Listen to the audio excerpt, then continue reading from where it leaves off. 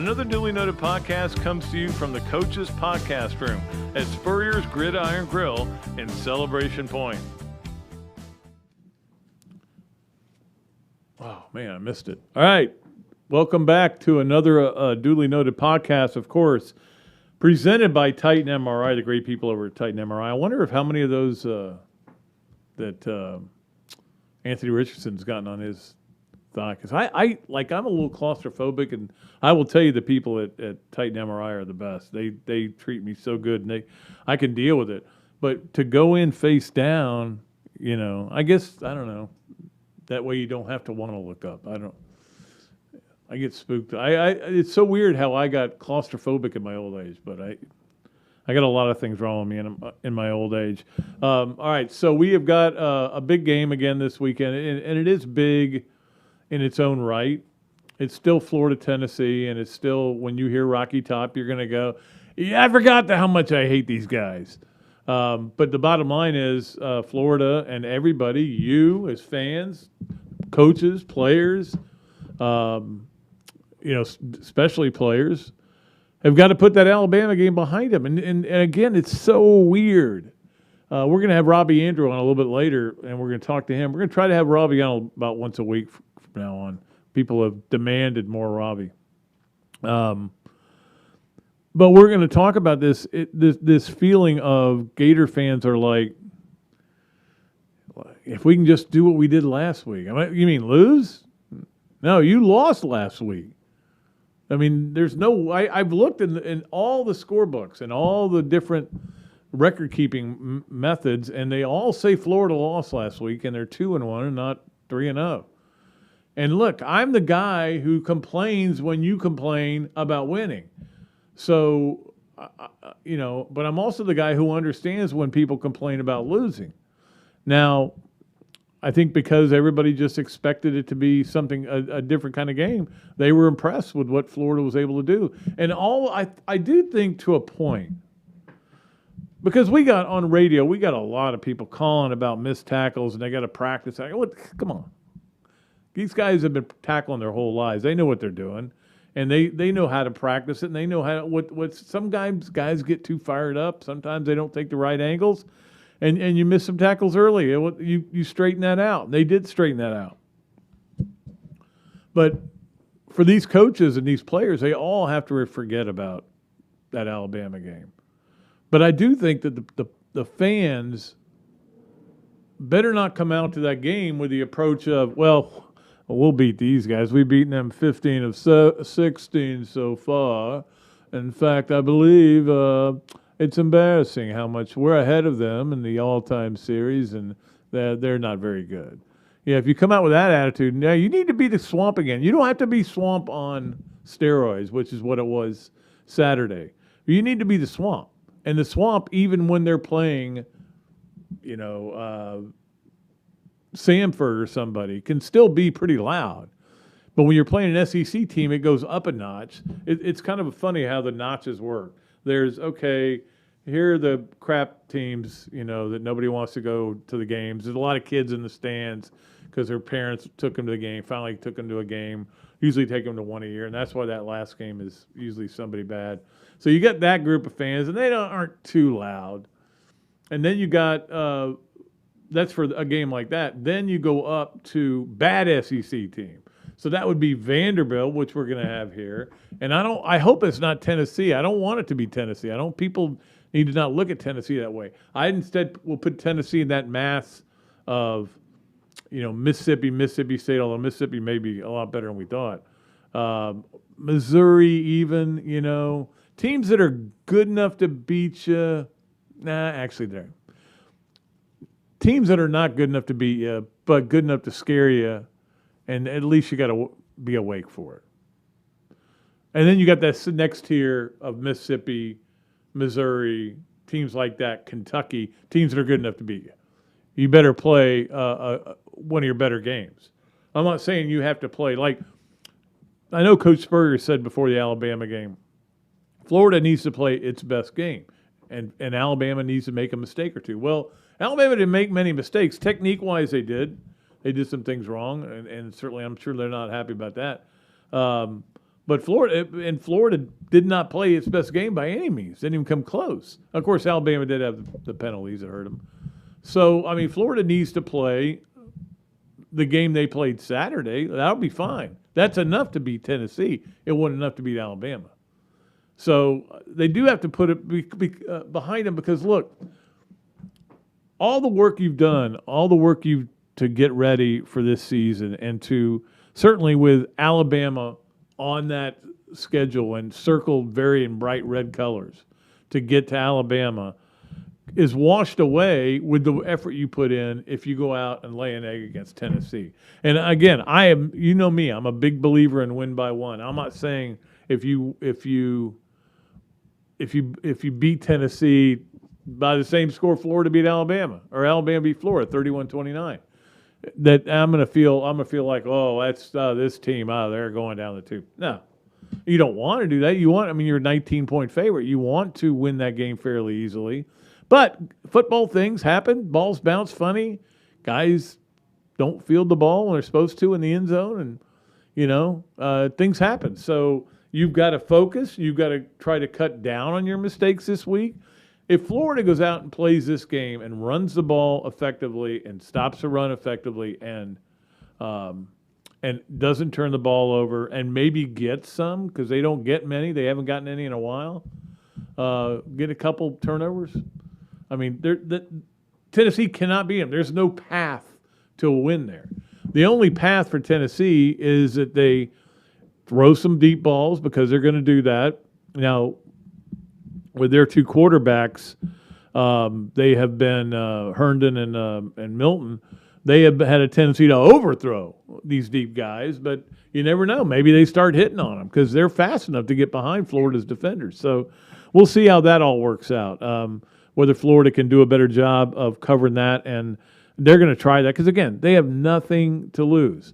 But the point I'm trying to make, I think, sometimes I forget what I'm trying to make, is that all the good things that you felt after that Alabama game, and again, probably more than I thought you would. I thought there would be a lot more negativity, but all the good things you felt are all washed away if you lose to Tennessee, because that's an embarrassing. That loss would be kind of like that LSU loss. And I know we were talking earlier about this. I think Robbie was telling me he feels like this game almost feels like that LSU game last year. Well, it's before something bigger. Florida's going to get ready to go on the road and play Kentucky, and we all know Kentucky's got a good team, and maybe Florida doesn't take it seriously. Everything we heard from that we've heard from the players and from the coaches seem to say, that they're back to work and they're just trying to get it done and just trying to get a win here and then go to the next game and not worry about this. It's a long journey, man. It is a long journey to get where you want to go, and it doesn't happen overnight. On the other hand, for you fans, the journey happens really fast. It's hard to believe where we are already. We're in week 4. Tomorrow is week 4's game. Week 5, if you want to count week 1, as I like to do. But next thing you know, we'll be going, golly, when the playoffs are going to start pretty soon. This is a glorious time. I love this time of the year for a lot of reasons, mostly because I love college football. But we have this, and then you add in the fact that we have the Ryder Cup going on right now. You add in the fact that the baseball, which I'm not a huge baseball fan, but I am a Braves fan, so I'm trying to get them limp home and get into the playoffs. And now all that's coming up. We're only, 2 weeks away from the playoffs starting. In Major League Baseball, the NFL is now cranking up, and all the second guesses be going. This is the best time of the year. I know a lot of people will tell you it's in April. Baseball's starting, the Masters. This is, especially in Ryder Cup years, and it's one of my favorite days of my life. Day I would love to live. You talk about days you like to live over again. Well, my wedding day would be one.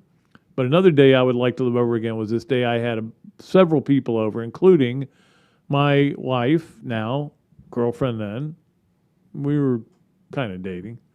And she brought a girl for Robbie. So, and there were several other people there. And we set up the TVs, so there were 4 TVs in the living room. And I mean, there were no flat screens there, baby. This is 1995, and there were nothing but those big back end tubes. So I don't know how we got them all up there, but then we had to number them so that you had 1, 2, 3, 4. So if you yelled something out, sack on 3, we would know where to look, so we wouldn't miss it. And we spent the whole day just we grilled out, had a few drinks, watched Ryder Cup, watched golf, obviously, because that's a Ryder Cup, watched football and everything. It was fun. It was just fun. That was a fun day. And there have been a lot of fun days, Florida, Tennessee. I was trying to think about what my favorite would be. That 96 game, the one thing about that was I was up in Knoxville the entire week and was interviewing a bunch of Tennessee fans, and they were telling me how much they hated Spurrier, and Spurrier got mad at me because I wrote that. Not mad at me, but he was like, "What, you find those people under a bridge?" And, I mean, when the game was over, I just remember all the players coming up to me, "Man, all that stuff you wrote, we were so fired up. You wrote all that stuff about Tennessee and made them, they were telling us about how much they hated Coach and they hated us and they hated our way of life and everything." And he goes, and I said, "Yeah, I wrote it. When do I get my ring?" So I helped you win. That wasn't my point of writing it, of course. But that game is one of my favorites, although the game itself, it's 35-0 to start out, and then Florida doesn't score again, and it was not that great a game. The 95 game was the one that was crazy, where Florida scored 48 straight points. But the 93 game, and again, this is when the games mattered. They were all huge. 93 was a ginormous game, and that Florida was starting this guy named Danny Werfel, who had just won the Kentucky game with the Doring pass. I believe that was the next week, yeah. And Florida couldn't be stopped, and Tennessee couldn't be stopped. Both teams just went right up and down the field. I want to say it was 41-34 or something like that. It was crazy game. But that was a great win. I tell you, the other one I love is the one in 99, right? Yeah, 99, when Alex Brown hit T. Martin, knocked his helmet off, and sacked him 5 times in the game. That was a good one too. Although I always have loved that one where Will Muschamp is being stubborn. He will not take Driscoll out of the game. He's not going to play this other kid that everybody wanted to play only because they hadn't seen him play. Treon Harris. Finally, towards the end of the game, he puts him in. They're down, I think 9-3 or maybe 9-0, and he puts him in. And they run a bootleg for a big play. They end up winning the game 10-9. And to this day, Muschamp will tell you it's always 10-9 in Knoxville.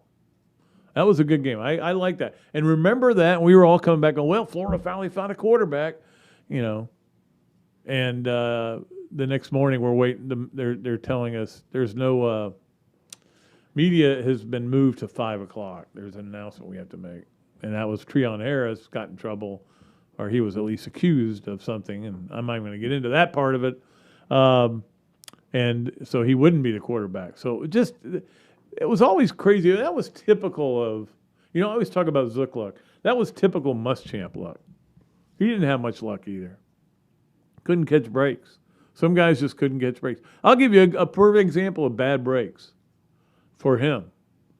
Was he's going after this wide receiver that's really good. And unfortunately, Mike Loxley gets the Maryland job. And when Mike Loxley gets the Maryland job, this kid's from Maryland, he ends up going to Maryland and does pretty well there. And Florida doesn't get him. The same year, Nelson Aguilar is going to come here. But he decides he's going to go across the country. So there were 2 guys, and for some reason I'm drawing a blank. Who caught the pass in the NFL game that was the Hail Mary? I don't know why I'm blanking totally on his name. I'll look it up during the break. And played for Maryland, and he still plays now. But anyway, we'll find it eventually. But anyway, those are the two guys. He's got bad luck. Somehow I got off on a tangent. What I need to do is bring Robbie in and stay focused. How about that? If that has ever happened in the history of man, staying focused. So we'll have Robbie Andreu join us. Again, as we mentioned earlier, we're bringing Robbie in a little bit more. People have asked for him. They like him. They like him being on. I think they like me and Robbie being together again on the show. So we're going to keep doing that and try to do a little bit more of it. We'll be back with Robbie Andreu, who is presented now by Hand Law. We'll be right back here on another duly noted podcast coming to you live from the Shakow and Mercandone studios. Titan MRI, North Central Florida's premier independent diagnostic testing MRI facility. At Titan MRI, we're focused on you, the patient, having a great customer experience. Our MRI equipment is modern and 75% quieter than any unit in its class. And our MRI unit has one of the largest openings of any of the newer high-strength MRI units, which allows comfortable scanning for potential claustrophobic and larger patients. At Titan MRI, we look forward to serving you. Car accidents, trucking accidents, motorcycle accidents, and wrongful death. If injured or killed by the negligence of others, who will fight for the compensation you deserve? Shakow and Mercadante, 5 lawyers, more than 100 years of combined legal experience, millions in settlements and verdicts. Call Shakow and Mercadante, 371-3000. Rebuilding lives. Another duly noted podcast comes to you from the Coach's Podcast Room at Spurrier's Gridiron Grill and Celebration Point. You can watch and listen to us on Facebook and YouTube for every podcast that we do on Mondays and Fridays at 2 o'clock. Listen to the podcast whenever on Apple Podcasts, Spotify, Google Podcasts, Overcast, any of the other 39 platforms where you can find this podcast or your favorite podcast. Remember to like, follow, and subscribe. If you have any questions or comments, leave them in the comments section below or call me if you want to do some advertising at 352-317-3444. Hello there, everybody. I'm Pat Dooley, of course, from another duly noted podcast. And this is a great Adam Brewer, and he's just opened up a place here, Adam Brew to Go. What gave you the idea to do this, to have a to-go place? We really like the fast concept, being able to get the barbecue. Now we have this new online ordering. So before it was a call ahead carry out, quick service. We have like a curbside kind of a deal where everything's ready to go for you. And then we thought, wow, we have a really great dine-in concept, but how can we make this streamlined for the customer and make it easy and accessible for all parts of town? Adam's Rib Co. to go. Come on down and enjoy it. This is Pat Dooley encouraging you to become a member of the Gainesville Quarterback Club, the oldest organization anywhere dedicated to Gator football. The club meets weekly during football season with an impressive list of speakers, including Bobby Stoops, Phil Fulmer, Steve Spurrier this year. Meetings are held at the Best Western Gateway Grand, and they have a special offer for you. The first 3 meetings you can attend for only $100. Believe me, this is a bargain, and trust me, you'll have a good time. Get off the bench, and it's time to score for the Gators by joining the Gainesville Quarterback Club. Great food, great atmosphere, a diverse menu, everything made from scratch, plenty of space, and locally owned. These are all the characteristics of a great restaurant, and you can find each and every one of them right here in Gainesville at Ballyhoo Grill. Ballyhoo Grill prepares all of their food fresh every day, from their salad dressing to their award-winning soups. Bring your family and enjoy dinner under the Tim Trebo Tiki Hut while listening to live music. Or if you're running low on time to eat out, they also deliver through Uber Eats, Bite Squad, and Postmates. A Gainesville staple that's been open for over 30 years. Check out Ballyhoo Grill on Facebook or at ballyhoogrill.com. All right, well, welcome back to another duly noted podcast. Of course, we are here in the Shakow and Mercadone studios, presented by Titan MRI, and joined now by Robbie Andreu, our special guest today. And he'll be on a little bit more because the fans have clamored for you, Robbie. They want more Robbie Andreu. And in fact, I never thought I'd hear that. In fact, we got a new sponsor who's one of our old sponsors, 3 Things sponsor was Hand Law. They also are going to have added on. They're going to sponsor the Robbie Andreu segment. So Robbie, you've got to read this now. I do? Yes. 3 Things is presented by Hand Law. No, you've got to. It's Robbie Andreu. Robbie Andreu is presented by. I am presented by, Robbie Andreu, am presented by 3 Things is presented by Hand Law, a Florida law firm which helps clients with government. You can learn more about Hand Law by visiting its website at www.hand.law. The firm is available for consultation in Jacksonville. How was that? That was not bad. Not great, but not bad. I'll get better. I'll do better next time. Yeah, well, first timers. But I'm going to memorize it. I won't have to read it. yeah, I thought about the tattoo, but I don't think that's going to work. All right, so let's just. I mean, I know that the Alabama game is old news, and it better be old news to these players, and I'm sure it's old news to these coaches. The game happened a long time ago, and the one thing that has amazed me all week is how fans had their little ticky-tack things, things that bother them about the game. But overall, they felt really good about a loss, and I don't know that I was trying to think of another game where Florida fans felt good about a loss. Never. And they shouldn't feel good about this one, Pat. No, instead of patting themselves on the back, they should be kicking themselves for not winning a game they should have won. If you take away the first quarter where they came out tight and played awful, then you got the missed extra point and the poor call on the 2. Florida should have won the game. They outplayed them for 3 quarters. They should have won the game. People shouldn't be happy about that. No. They should be kicking themselves that they blew a chance to beat the number 1 team in the country. And they certainly shouldn't think they've solved anything. No. Because there's still a long season to go, and teams that are, for example, this Tennessee team that's coming in here, Robbie, we know that you can look at stats and they're not very good. Even though they're good against the run, though. So. Yeah, but even though they're good in terms of the number of points they've scored, they don't. I mean, they're last in passing in the SEC. So the thing is, with coming off this game with Alabama, and traditionally teams play poorly after they play Alabama, right? Always, yeah. So Florida may play poorly. If they're not ready for this game, they're going to get themselves in trouble. And I was talking to my brother in Tampa the other night. This kind of has the feel of the LSU game going into last year.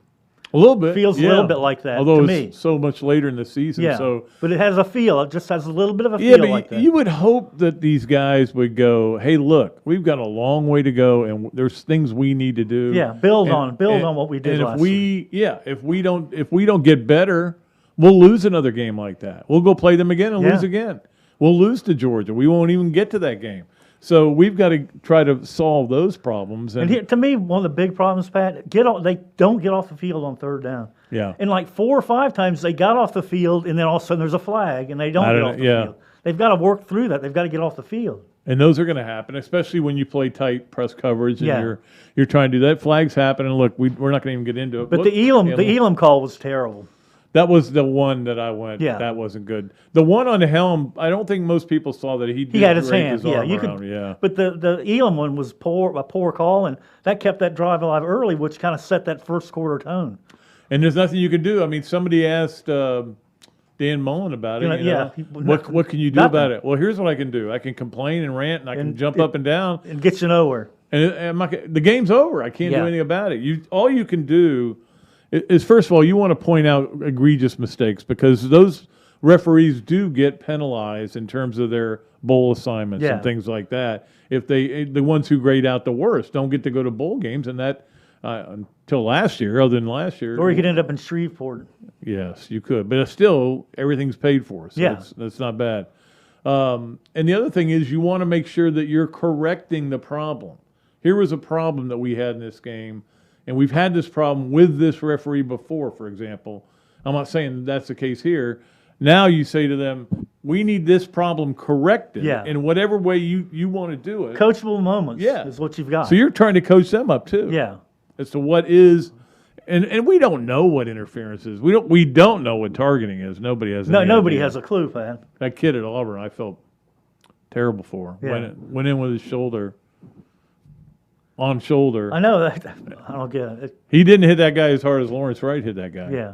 So we'll talk a little bit about the Tennessee game, but mostly the series. And it's, Robbie, for you and I mean, there are kids out there, young whippersnappers, who, if you say Florida's rivals, well, you got Florida. I mean, you got Georgia, you've got FSU, you've got Tennessee. Tennessee? Yeah, they probably You mean won like Vanderbilt? Yeah, or Kentucky? Yeah, because look at the record. Yeah. The last 15, 16 years, it's what, 15 and 1? Yeah. And that's the thing is a lot of So these that's games not a rivalry. under Dan Mullen haven't really been that close. So, it doesn't feel like much of a rivalry. And again, Tennessee's trying to do it again where they do what Florida tried to do and what Tennessee's tried to do. Yeah. Which is go through another coach. Let's bring another one Yeah. in. So how long do you give this guy? Do you say You got to give him a little bit of totally of a leash because of what he inherited, Pat. I mean, the NCAA's all over him. They got killed in the transfer portal. They're down in numbers, so you got to give them a little bit of time. Well, I don't want to liken it to the Penn State situation. Maybe more like some of the other ones where they've had a lot of scholarship loss. Yeah. But that's the thing. Once you have something like that happen, whatever this guy can get out of these teams for maybe 3 or 4 years, great. And then you see where he goes from there. And that goes back to what I've thought about with this Florida team. And we've never been anything like we went through last year. Nobody has. No, it was so weird in this country. I mean, we've lost loved ones. I mean, it's been awful. But it feels like we're still seeing things like you talked about before, things that we never thought we would see, things that are happening that are kind of, you're going, what, can that happen? which is pretty it's unbelievable, really, when you think about it. It is. The last year and a half. It's stunning. I don't know what's going to happen next, in terms of whether we're going to maybe have this wide open. Do you think we'll have this wide open playoff situation where you have 4 teams and you didn't get any of them right? Yeah, I don't know. Well, we'll see. I know. You just don't know what's going to go on, what's happening here. What's funny to me is the way Alabama fans have just kind of turned on their team. They're like, what's wrong with our guys? Yeah, I think half the people out there are not saying Florida played well. They're just saying that Alabama's just not that good now because Florida outplayed them the way they did. Yeah, but those are pretty much Alabama fans. Yeah. I think the national media has been very supportive of Florida, and you can't let that get to your Yeah, but Florida's head. got to follow this thing up, Pat. It's like a good round of golf. You got to go back and follow it up with another good one. Well, that's what I was If saying. they don't, yeah. but think about FSU's moral victory. What Over happened North after Carolina, yeah. They lost to Notre I mean, against Notre Dame, yeah. They lose 2 in a row, now they're 0-3. Everybody- Florida, if they have a letdown, they could lose their next 2. Boy, also. that's a great point. And if Playing I at was Kentucky? Dan Come on. Mullen, I would show a 60-minute tape or 60-second Yeah. tape of that. These guys were celebrating. They were so happy. Celebrating a loss. Celebrating a Moral loss. victories don't work at Florida. Yeah, we're right FSU. here. We're back. They were Yeah. saying that we're back. And we lost to Jacksonville State. And we lost to Wake Forest badly.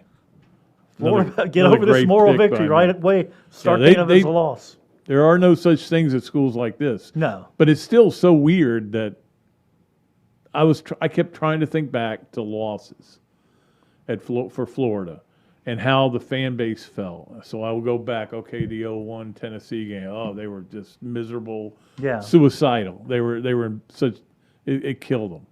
You go back to almost any loss, they were either mad or depressed. This one, it was like people got home into my house from the game, and they're like, "That was fun." I'm like, "What are you Texas A&M? You lost a fans?" game. Don't feel good about a loss ever. I never do. I can tell you that. You can feel encouraged by a loss. That we got a lot of things done there, and we played the #1 team in the country off its feet there for 3 Right. quarters. But you don't get excited and all happy about it. All right, You lost. So what was your? I mean, we've been to a lot of Tennessee games together. I was trying to think of what my favorite one was. What was your favorite up there in Knoxville? Well, actually, here or there. Just a favorite. I'll go back-to-back years, Pat. 95 here, where they had the big halftime lead, 31-20, was it? 30 to 30-21. 14. Okay, they had the big halftime. 30, lead. well, it was 30 to 21 because Yeah. it was 30 to 14 and then Spurrier. Then they scored 48 right. straight points. Yeah. That and then the year before or the year after when they went to Knoxville and it was raining and Florida went for that 4th down and Reed Anthony jumped up in the stands. Yep. And they won that game. We're leading big at halftime, kind of held on. So those are 2 of my favorites. So for that period of time, they outscored Tennessee. I'm doing the math real quick. 85 to 7. Yeah. And this was, I mean, when you say outscored Tennessee, yeah, you outscored Tennessee now 85-7. Nobody looks Yeah. twice. But this is with Peyton Manning at quarterback. Peyton Manning at quarterback and NFL players all over the place. Oh, yeah. They were everywhere. They had great players on that team, and Spurrier just had a little something on them. What's your worst Tennessee moment? For me, well, it's hard to beat 0-1. I thought we were going to the Rose 0-1 Bowl. was, yeah, that was kind of you didn't see that one coming. No, I didn't see it coming. And then there was early in the game, I remember they had, like, Grossman fumbled. He was having a hard time holding on the ball, and I wondered, but then he rallied and came back on him. And But then Travis Stevens had a Heisman-like game. they couldn't tackle him. I mean, that's the thing. I remember asking John Hoke after that game, what was the deal? And he said, we had guys in position. He blew by him. And he was not even their starter when the season started. That was Jamal Lewis, and he was out. That brings up another thing, Pat, that Florida has to work on. Tackling in space. They were terrible at it the other day. And they had, like, multiple times where they had the guy behind the line to get, and they make the tackle and they get off the field, and they can't do it. They don't do it. I was trying to remember what game it was. It was after a Kentucky game where Spurrier at his press conference, he goes, you media boys, Pat Dooley and the media boys, you all come out to practice. Yeah. So we weren't going to practice, and so it had to have been late in Spurrier's. So I would say like 99, 2000 maybe. Yeah, there. somewhere in there where they couldn't tackle. Yeah, and they were, and he finally at some point he says, "All right, let's go, everybody." So all the media guys had to go out in the middle of that island and watch them do a tackling drill, and I think he was trying to embarrass the players. I think he was too. Like, this is how bad it is. I've got to bring the media. These out of shape media boys and girls. They could tackle better than you can. But the Tennessee trip has always been a lot of fun for some reason. I guess maybe it's because one of my favorites. I didn't have to go in 90 and 92. Yeah, so. But one of my favorites was with you and Jeremy Foley in the atrium at the hotel. That was a classic moment in the history of Florida, Tennessee. That atrium, John Hoke complained because he heard you. He couldn't get sleep because I was screaming, yelling about something. You and Jeremy were I think that was where we were having the George Harrison, Leonard Skinner argument. I can't with Bianchi. Leonard Skinner's the best ever. But then you got your anger directed toward Jeremy. I know, I don't. Like, we cover your blankety blank soccer team. Blah, blah, blah. We cover everything. You need to give us stories. Yeah, they were fun times. Yeah. But I've been thinking about that a lot lately. Maybe it's because, we get to a second football season that we're not in the saddle. Will you go to a road game at some point, maybe, Pat? I don't know if I'll go to a home game. I don't think I will. That's because you know how crowded it is here and how hard it is to get into games. You don't know how hard it is on the road. No, that's true. If you're just going as a fan. Yeah. But I was thinking today about how instead, I don't do this anymore. I don't worry about get off my lawn and you guys don't know how great it was during the real days, the old days when we used to teletype and we go down when you walk to the school 10 miles in the snow. No. Yeah, and you'd walk back and pull the ink, the newspaper off the press and look through it and make sure there was no mistakes. Then take it to the bar with you afterwards and show it to everybody. It was so great. Those were good times. The point is, that's what it was. Now it's something else. Yeah, totally different. There's nothing you can do. I just think we're so lucky to have gone through what we did. We are, Pat, when you think about it. To go through it with Spur, to go through it with Billy Donovan, to go through it with Andy Lopez, to go through it with Kevin O'Sullivan. All these coaches, all these players, all these teams. Great athletes. Tim Tebow's, the Tim Tebow's of the world. Getting to go to how many Heismans? I know. You went to 3, I think, with him. I went to 2. I went to the two Werfel and the Grossman one. I went to Werfel. No, you went to Werfel. Werfel, two years. Werfels, two Tebows, and one Grossman. 5. So twice those guys got screwed. Grossman really got screwed. Grossman and Tebow did his junior year. He should have won it. He had most first place votes. I thought it was like the election for our country. You getting those votes, you don't get in. I mean, what? Yeah, I know what happened there.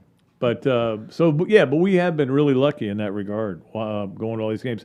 Robbie, let's look at a couple of games, and then we're going to get you to draw because we have. We have our Leonardo's at Millhopper to go. Our Leonardo's at Millhopper quick picks. We've been doing it for about 3 weeks again, and getting ready to draw one and give them some great gift certificates and stuff out there as well, so we'll get Robbie to do that. Right now, though, I wanted to talk about some of the spreads, and I did see, Robbie, or maybe you should be concerned, that the Florida spread went down a little bit, went down to like 19, and maybe money's coming in on the Vols. Well, I would put money on the Vols with give me 19 points, I think, Pat. Well, that's the thing about this team, this Florida football team. I'm not sure they're going to be a team that scores a ton. No, of they're points. going to control the ball, Pat. They're going to run the ball and try to work it down the field. They're not. I don't think you're going to see a lot of chunk plays. I think they're going to win. Richardson's in the game. Yeah, I think they're going to win a lot of games, like 32 to 20. Or whatever. They're sitting a team that's going to score 45, 50 points a game. Like last year. Last year was an aberration. Yeah, they'd light it up with the things they had on offense. So. Well, and there's some other great games this week. Not a ton of them though, but the great thing about this week is even though it's not a great college football weekend, you have the Ryder Cup on another. I know. So this morning was good watching that. Did you see any of that? Great. I watched a lot of it. 3-1 U.S. Well, yeah, early leads don't matter. But they were saying that every time in the afternoon on Friday, the Europeans kill them. I know. So. Well, they weren't making a million putts like they usually No, they usually do. We'll see. I'm glad to see Koepka played well today. I was going to be mad at him if he didn't. Yeah, he played pretty good. Yeah. All right, so here's some of the other games that are going on this week, and curious about your take on those. Kentucky and South Carolina. Kentucky's only a 5-point favorite. I know the game's in Columbia, but this feels like the lock bet of the week. No, I'm not calling it because I've missed 3 in a row. I would think Kentucky by 12 points at least would be favored in that game. I mean, they've got a different offense now. They can throw the ball. Yeah. They can, they still can run it just with the same kind of effectiveness. They can still go to that wildcat when they need to.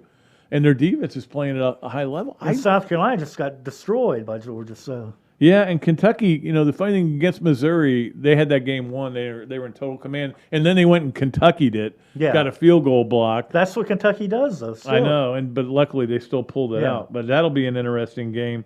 How about your Seminoles, your favorite team, the Semis, or as a guy said the other day, he calls them the Seminoles.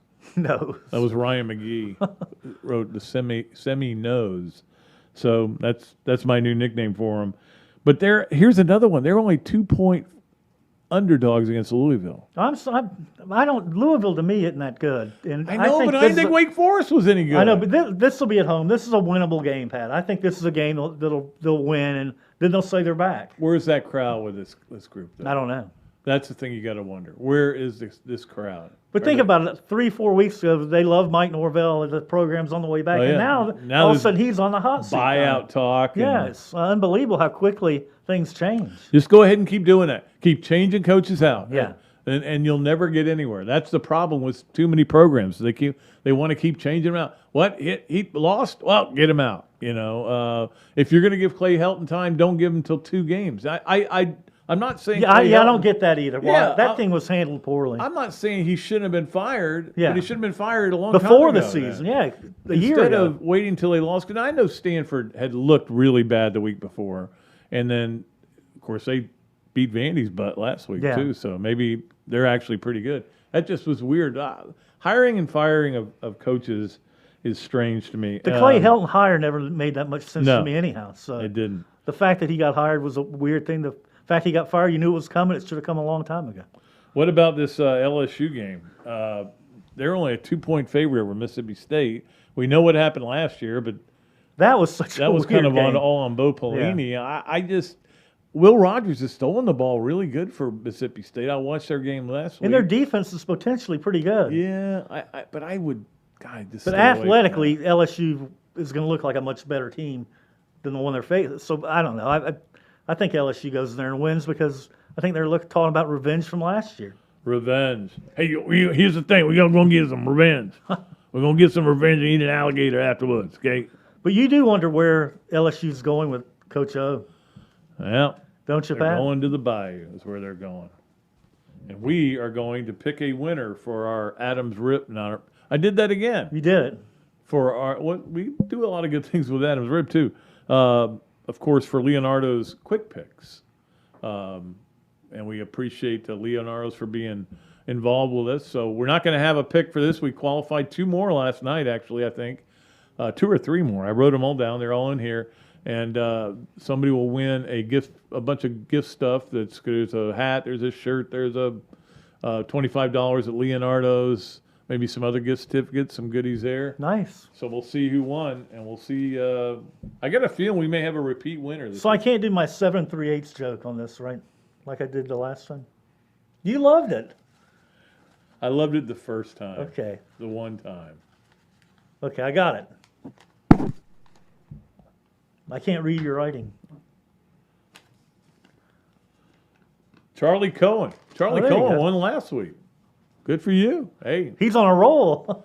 that's pretty good if you can win twice in a row. So good for you. So I'll be in touch with him. I know, at least I have his address. I know how to get him his stuff. good.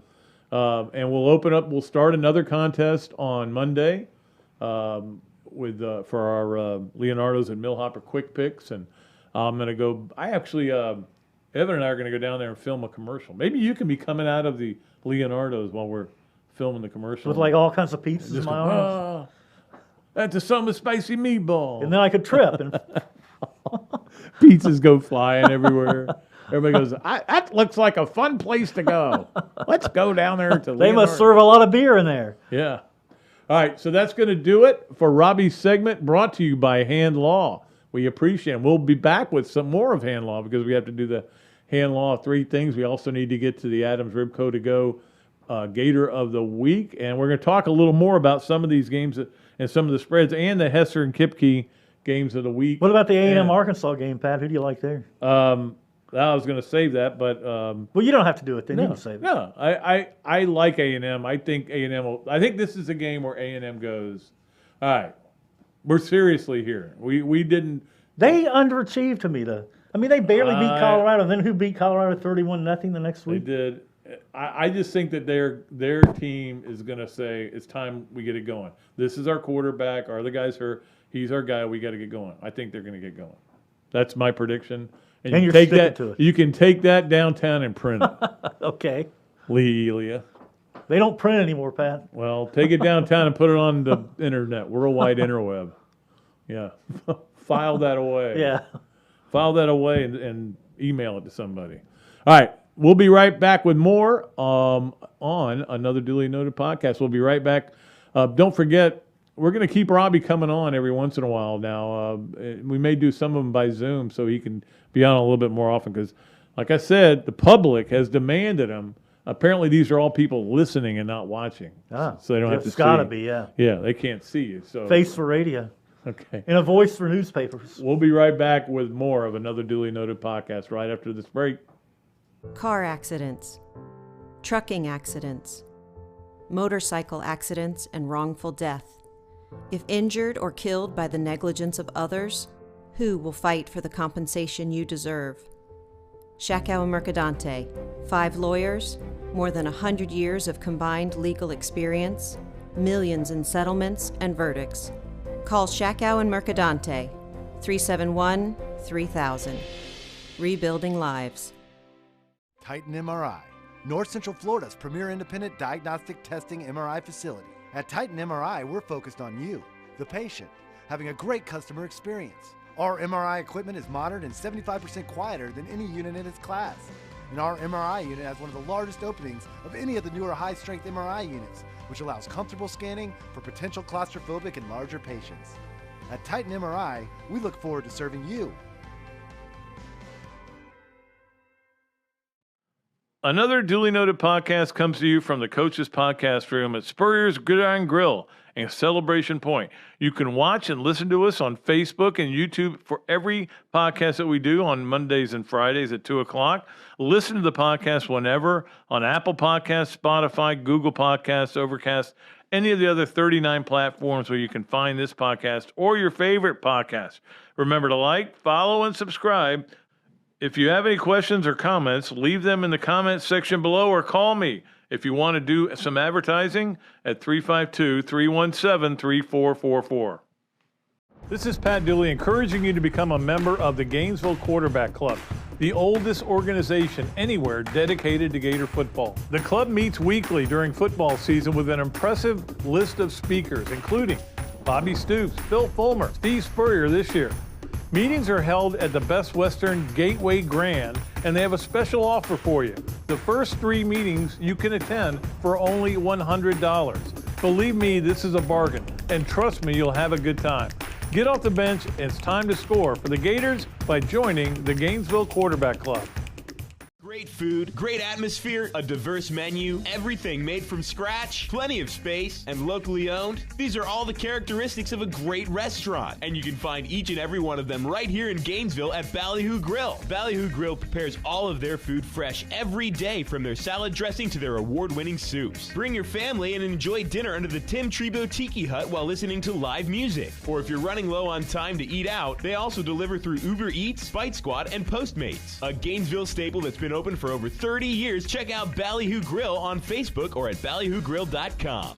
Hello there, everybody. I'm Pat Dooley, of course, from another Duly Noted podcast. And this is a great Adam Brewer, and he has just opened up a place here, Adam Brew To Go.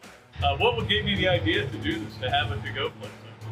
We really like the fast concept, being able to get the barbecue. Now we have this new online ordering. So before it was a call ahead carry out, quick service. We have like a curbside kind of a deal where everything's ready to go for you. And then we thought, wow, we have a really great dine-in concept, but how can we make this streamlined for the customer and make it easy and accessible for all parts of town? Adam's Rib Co. To Go. Come on down and enjoy it. Okay, welcome back to another Duly Noted podcast. We are in the Shack Allen Mercandone Studios at Steve's Burgers Grill, and we appreciate all of our sponsors, but we may have a new sponsor because Le Macaron out here in Celebration Point brought us by some macaroons, and they are delish. Sorry, can't help myself. They're too good. So we're gonna have to talk to him. French Pastries, Le Macaron, right there. All right. Probably not a good idea to bite something while I'm trying to do a TV show. All right, here we go. All right, we've talked about all the stuff. Stefon Diggs was the guy's name. Thanks to Greg Hardy for throwing that name out back to me. I don't know why I blanked out on him. But that was the thing. The point I was making is Muschamp could have had Aguilar and Diggs in that same class, and they both went elsewhere. And just a lot of it was just bad luck, But there are a lot of guys he didn't succeed on offensively. But he's not the problem anymore. And obviously, Butch Jones isn't the problem at Tennessee. And, you can go on. I mean, it is what it is Dan Mullen against Josh Heupel. And I mentioned last week that Dan Mullen, this is one of the few games where Dan Mullen is not, you can't sit there and go, well, Florida's got a coaching advantage. Not against Nick Saban. And he actually probably won that battle, but again, when you lose a game, you lose the battle, right? This is a different game, where Josh Heupel has he's done a lot in his career as a coordinator, as a play caller, as a quarterback, but Dan knows more, and he knows the conference better. And he's got better players. And so that comes what it comes down to. All right, let's go to our hand law, 3 things. And as you know, hand law is 3 things is presented by Hand Law, a Florida law firm which helps clients with government. You can learn more about Hand Law by visiting its website at www.hand.law. The firm is available for consultation in Jacksonville. And, of course, they are also sponsoring now Robbie Andrew's time on this show as well. 3 things by Hand Law. Number 1, the SEC released its schedules on Tuesday night for next year. And you look at it and you're like, wait a minute. Florida's playing Alabama this year, and they played Texas A&M last year. They're playing Texas A&M again next year, and they're playing both those games in College Station. That doesn't seem right. And then you look at it a little deeper, and you go, how come the last half of Florida's season is on the road? This is crazy. This is the dumbest schedule ever. Well, we had Scott Strickland on the tailgate on Wednesday, I think it was, or Thursday. And he agrees. He's not real happy with it. There's nothing you can do about it. It's kind of like all these other calls we've talked about. I didn't like that pass interference call. Well, what are you going to do about it? Nothing. What are the coaches going to do about it? Complain. Doesn't do you any good. Look, they've been given an unfair schedule again. I think the scheduling is very lazy in the way they do it. I know I could do a better job, but for a lot of it that bothers me, I think more than anything, is they just can't ever seem to really worry about trying to find solutions for some schools. I'm sorry. That's just the way I feel. I mean, Florida's schedule next year is attractive somewhat, but I mean, when you finish the season with Georgia, Texas A&M, Vandy, and FSU all on the road, all the way from home, not in Gainesville. And, of course, the South Carolina game is at home. One game at home in the last 5 games. That's just not balanced. Try to balance it out. Look, when Oklahoma and Texas come, we'll all get these schedules figured out. We need Oklahoma and Texas to get on over here. Get on over here, guys. I'd appreciate it. All right, number 2, Ryder Cup going on right now. Robbie and I were talking about it. It has been, you start to think, well, I'm into football, so am I going to get into it? Yeah, it is so much fun to watch it, especially when the United States is playing well and the crowds are going nuts. And you're rooting against guys you usually root for. I have to root against Rory McIlroy. I love Rory McIlroy, but I got to root against him. I'm rooting for America. So we'll see how that goes, but it's a really interesting course at Whistling Straits. I know my friend, what is my deal with names today? I cannot think of names. Bill, who owns Ballyhoo. I can't think of his name. What is wrong with me today? I think this could be an early sign. It could be. Could be an early sign. But anyway, I know that Bill has played at Whistling Straits. There's something wrong with me. I've got some little thing, a digit is screwed up there. I got to do my exercises for the vertigo. I couldn't think what that was for a second there too. Anyway, all right. So I'm looking forward to it. It's been a lot of fun already. Just a half a day in. I'm looking forward to watching some more tonight and a lot tomorrow, and then Sunday. It's one of the great days in golf. Hopefully, it's competitive. The U.S. was leading 3-1 after the early rounds. All right. I think maybe these Les Macaroons are just all the sweetness and subtlety of it makes my brain. I can't think of people's names now. All right, and finally on, forgot what, hand law 3 things. The college football committee got together, all the bigwigs, and voted not to vote. You guys all be senators one day if you keep this up. And on the college football playoff. It does feel to me, though, like we may be headed for an 8 instead of a 12. And I couldn't believe it when they came out with 12. I was thrilled. More football for me. Cut it back to 8. You're taking one game away from 4 teams that won't have to put their bodies out there on the line, right? I got no problem with that. Look, whatever you do, you do. You just be bigger than 4. I think the bottom line is if you don't go bigger than 4, you have not done what you're set out to do, which is to get more inclusive. And you have to do that. That is college football. I'm not saying college football will quit being a regional sport, but right now it is a regional sport. It's only important in certain areas of the country. That's where the NFL, you'll watch anybody. You'll watch the Raiders play the Chargers. I mean, you'll watch it because it's the NFL. It's that big a deal.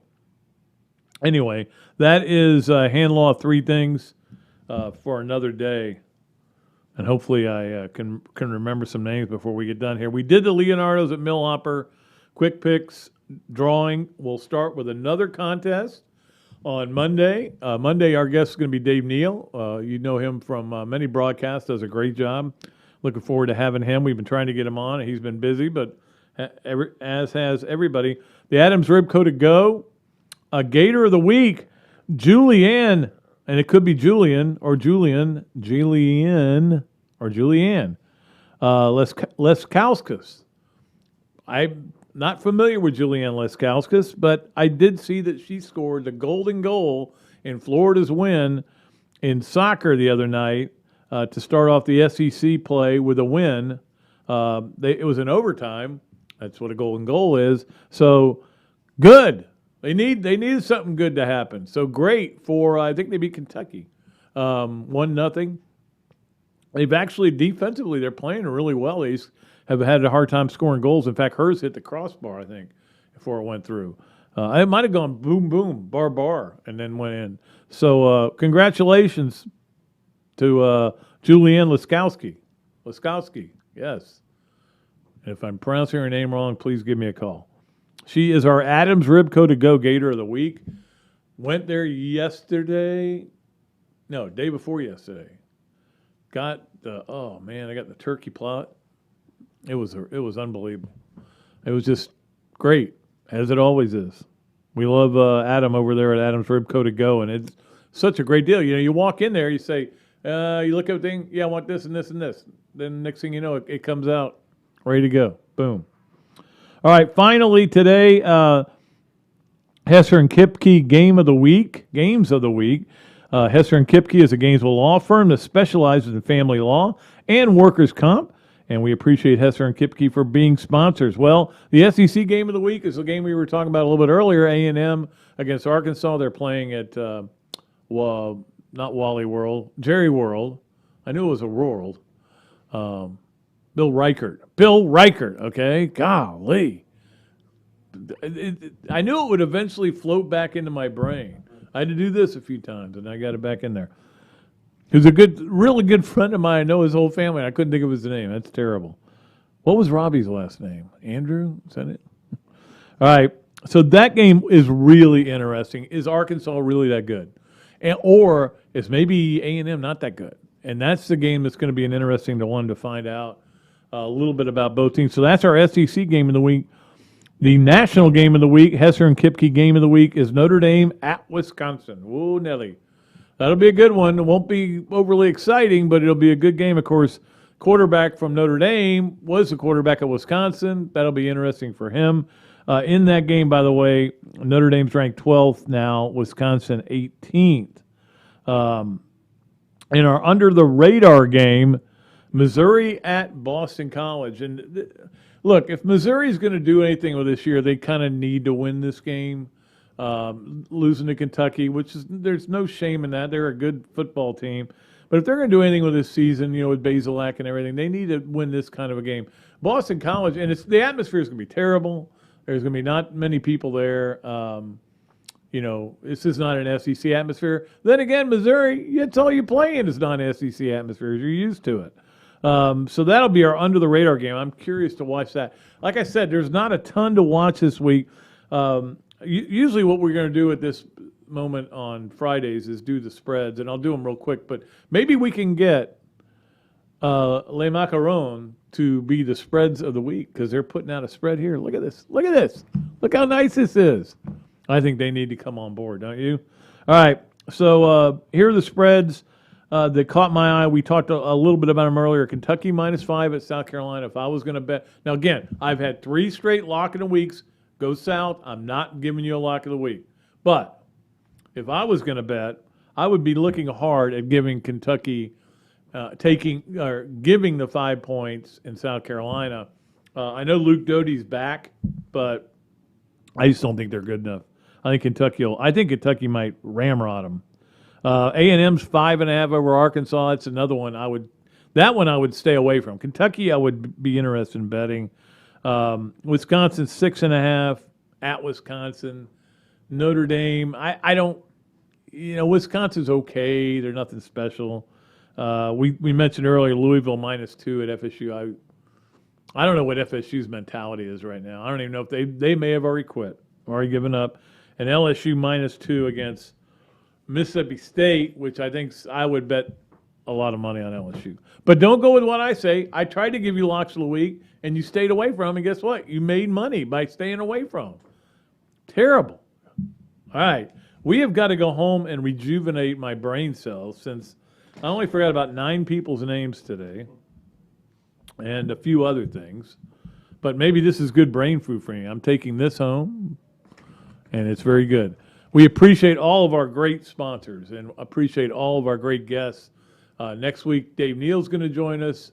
I think on Friday, Dennis Dodd's going to join us. So we'll continue just talking a lot of college football with you guys.